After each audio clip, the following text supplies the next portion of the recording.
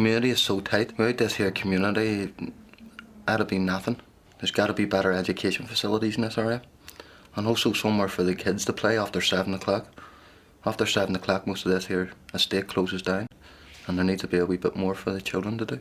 Well, employment in this area is non-existent.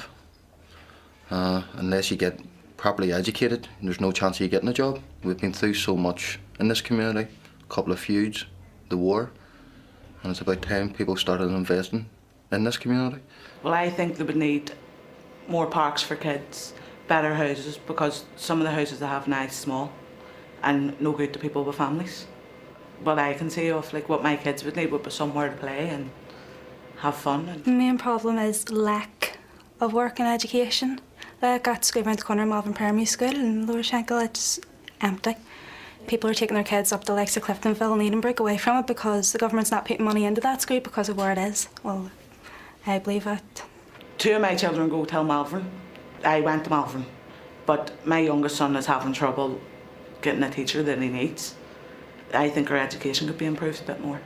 Based on the kids, they have a big road going past the nursery. The cars fly up and down there every day. It's not safe. There's plenty of green about here, and I would put a few bungalows up. I would be delighted. Like it's mountains, it's all green around here. They knocked thousands of houses down here and they were put all back up. I'm speaking as an old timer, but I'm looking for my future for my grandchildren and great-grandchildren, for have homes to go to. Where are they getting? There's nothing getting done here about anything at all as far as I can see. Oh, everything's pie in the sky. I think the main problem facing my family would be being able to afford a house in this area, and also employment, as sometimes it's hard for the young ones to get employment. I'd like more football pitches and things to do. Well, I would love my family, my 2 sons if left now. I'd love to see them living in the Shankill, staying in the Shankill. But like a lot of other families, the houses are hard to get, so I would love to see more houses getting put on the Shankill. So I'd like to see it more a community. The biggest thing that needs to be done is affordable social housing, rather than these extortionate flats that are supposed to be proposed for you. Our findings in these interviews were that the vast majority of the people interviewed had the same problems regarding housing, employment, education and health. The Shankill is the second most deprived area in Northern Ireland, and we feel that through this human rights group we can empower the people to get their social and economic human rights. A number of issues raised, for example, the lack of play areas in the community are directly related to international human rights standards. Young people and children have a right to play.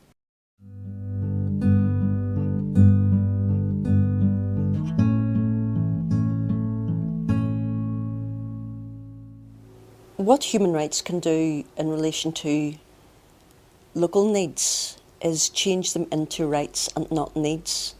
Very often if you go into negotiations and you're pleading for some particular need, we need a new playground, we need a new community centre, we need more mental health services, whatever, it can very much sound as if you're there begging for something. Whereas if you're actually using international legal standards, that actually immediately puts obligations on government to meet those rights, to fulfil those rights. And so you're going there as what's called a rights holder. On the other side of the coin, the government has the duty to meet those rights.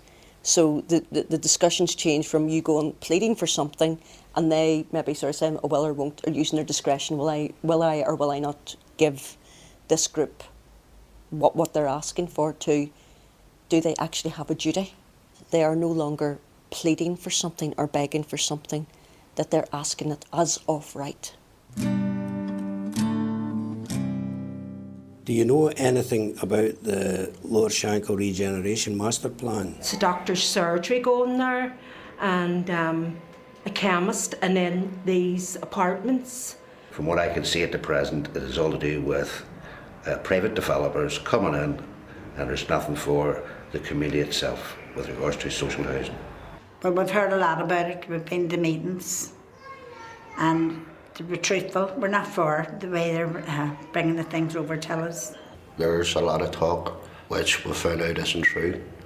So people do need to know what way things are going to happen with the regeneration and how it's going to happen, rather than just speculation and talk. I don't know an awful lot about it, to be quite honest with you. I would like to know more. I would like to be really better informed of what's going on. All I know is that they're planning on taking houses down and putting new houses up. But you can see them taking them down, but there's no sign of them putting it back up. All you see is apartment blocks going up everywhere. And right enough, they're building a new health centre now down at the bottom of the Shankill estate. But there's no sign of any of our houses going up. The Lower Shankill regeneration plan is a no-go area at the minute. I don't believe in it at all. They're trying to put up apartments.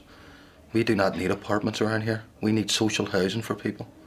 It's the first time in our history that we have actually had a waiting list for housing for families from this area, but yet they're going to make apartments to move all these business types and all in. It's going to offer nothing to our community whatsoever. They've done all the questionnaires, they've done everything here before, and it seems like they're repeating themselves and just delaying it. The people of the Lower Shankill know that the Shankill Master Plan and the redevelopment that occurs as a result of that will have a major impact on their area.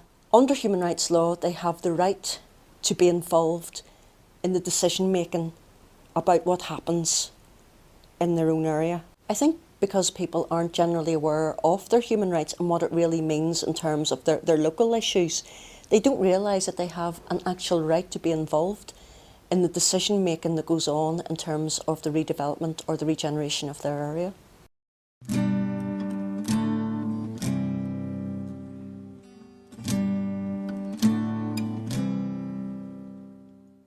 I've learned that any major regeneration plan for any area or any major spending of public money, there must be an equality impact assessment done.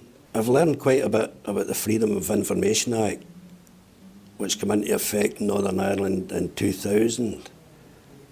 In actual fact, I've used this to get some information about the regeneration in the Lower Shankill.